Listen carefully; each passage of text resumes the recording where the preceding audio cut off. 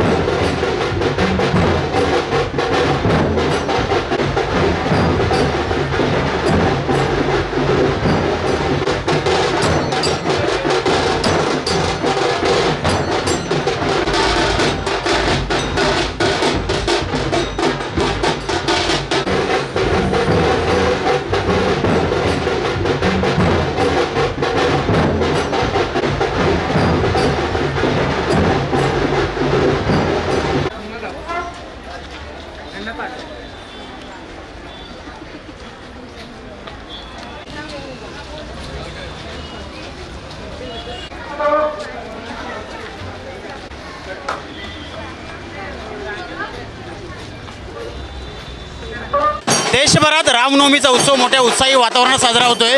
रत्नागिरीत देखील तितक्याच उत्साही वातावरणात रामनवमीचा उत्सव साजरा होतोय. दरवर्षी श्री राम मंदिर संस्था यांच्या वतीनं विविध कार्यक्रमाचं आयोजन केलं जातं, चित्ररथांचं आयोजन केलं जातं. आज देखील अशा प्रकारचे चित्ररथ रत्नागिरीत निघालेत. आपण श्रीराम मंदिर संस्थेच्या संचालिका आणि मंगलमूर्ती प्रतिष्ठानच्या अध्यक्षा यांच्याकडून जाणून घेऊया.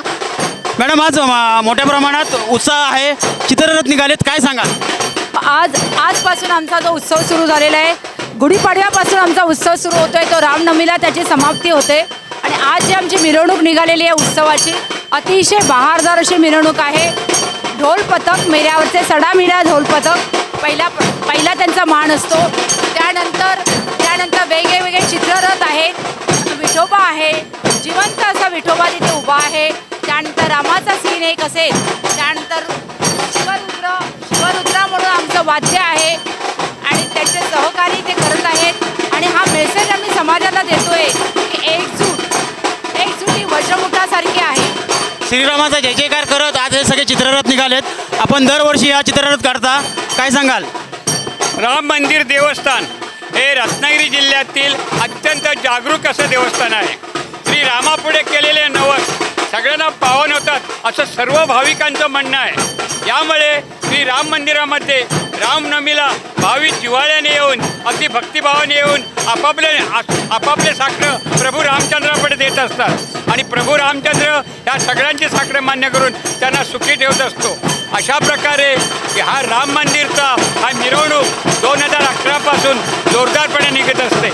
या मिरवणुकीमध्ये समस्त भाविक वर्ग स्वयंस्फूर्तीने, भाविकतेने आणि आपली रामावरच्या श्रद्धेपाठी उपस्थित राहत असतात. आणि ही मिरवणूक कशा प्रकारे चांगली होईल हे कटाक्षाने पाहत असतात. जय श्रीराम. दरवर्षीप्रमाणे हा उत्साह अधिकच वाढत चालला आहे असं यांचं म्हणणं आहे. कॅमेरामन दीपक मोहितेसह प्रशांत पवार, टाइम्स डिजिटल, रत्नागिरी.